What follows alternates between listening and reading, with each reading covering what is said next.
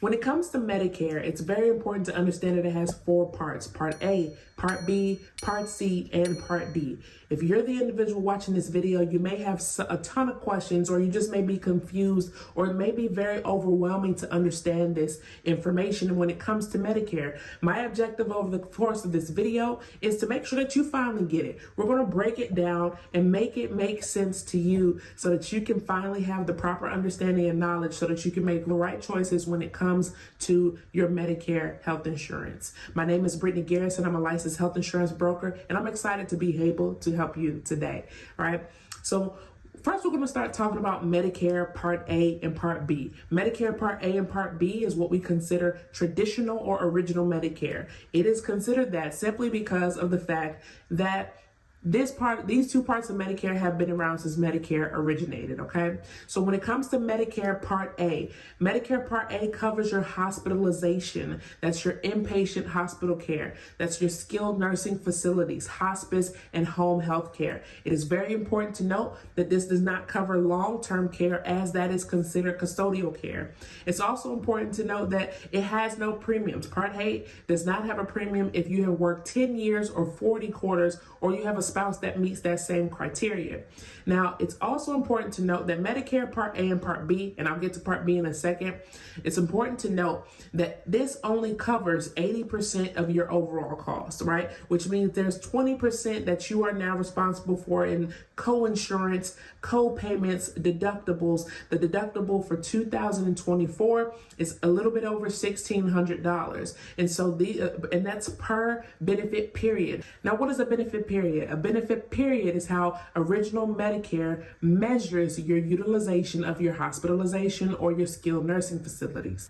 A benefit period begins the day that you're admitted into inpatient hospitalization or a skilled nursing facility, and it ends when you haven't received care for 60 days in a row.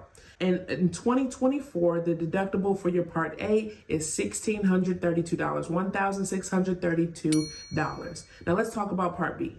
Now, your Medicare Part B covers your medical services. So this is your doctor's office visits, your outpatient hospital services, preventative care, durable medical equipment, wheelchair services, ambulances, clinical research, and mental health services and things like that. So that's what your Part B covers. Now, a lot of individuals are surprised that their Medicare Part B does come with a premium, and that's $174.70, although it may be higher based on you being a high income earner. Now, additionally, it does have a deductible, an annual deductible of $240. Once that deductible is met, then your Part B begins to pay that 80% that I talked about before, and you are then responsible for 20% of your services. Now, unless you have a supplemental plan, or we'll talk about that a little bit later, it will cover some of those gaps to where you now are able to fill in that 20% and have something covering that for you. So who's eligible for Medicare? You're eligible for Medicare on the first day of your 65th birthday,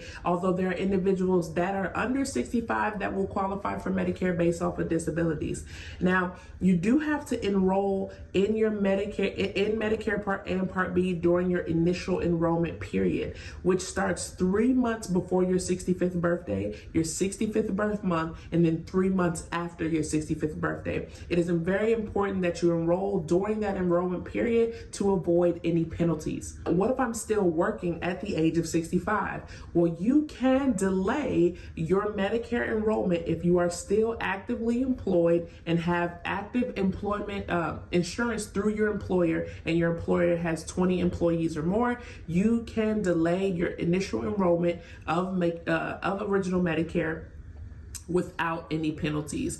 Now, when you decide to retire, you then have an 8-month window to then apply and get enrolled into your original Medicare without any penalties, utilizing the special enrollment code. So Medicare Part C is what we call Medicare Advantage. This is managed care plans. These are private insurance plans with companies that have contracts with the federal government. This is an optional service that you may or may not want to take advantage of, right? This provides an additional alternative way for you to receive your Medicare Part A and your Part B coverage, and sometimes Part D, which I'll go over next. But what that means is you now have private health insurance through a specific carrier or company that now puts you in either like a PPO or HMO. What's the difference between the two? An HMO means that you have to operate within a specific network of carriers, a network of providers, of individuals that are specific to that network. You often need referrals to different doctors, and a PPO just gives you a little more wide range where you can go to those doctors within network, but you can also see doctors outside of that network. Now, in order to qualify for a Medicare Advantage plan, you do have to be enrolled in Medicare Part A and Part B,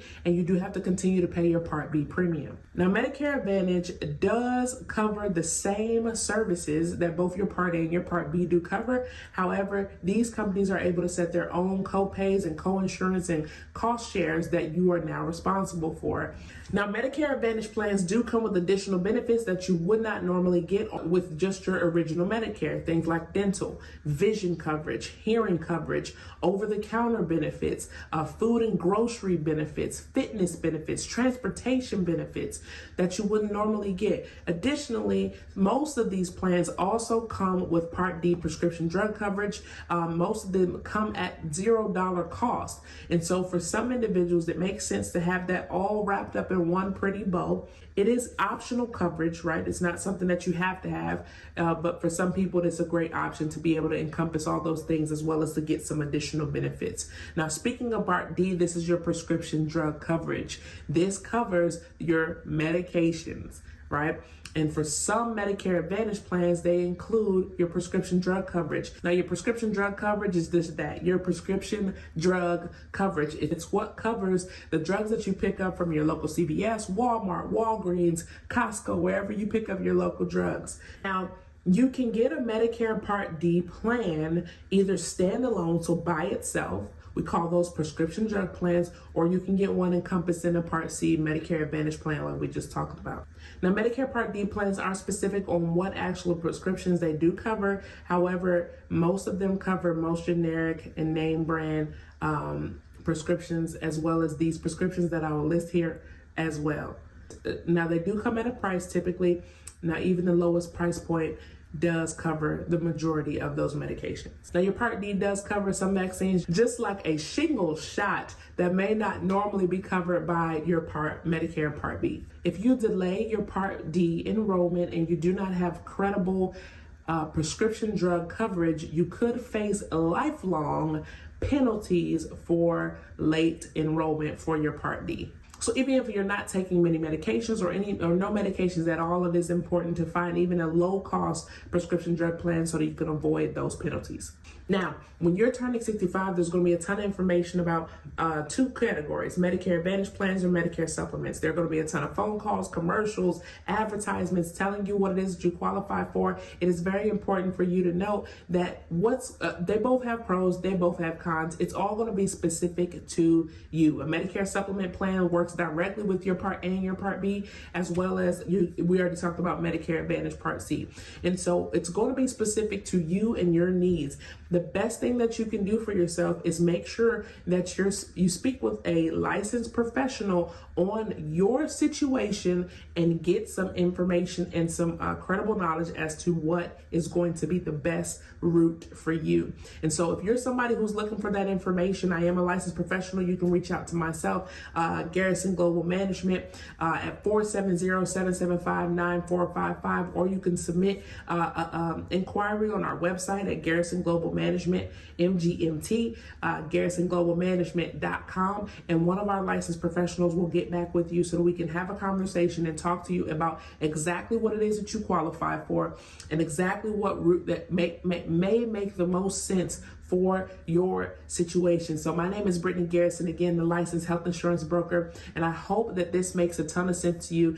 Drop in the comments any questions that you may have had and any information that you may want me to continue to elaborate on so I can make an additional video and make sure we talk to you as well. So thank you so much for tuning in, and I'll see you soon.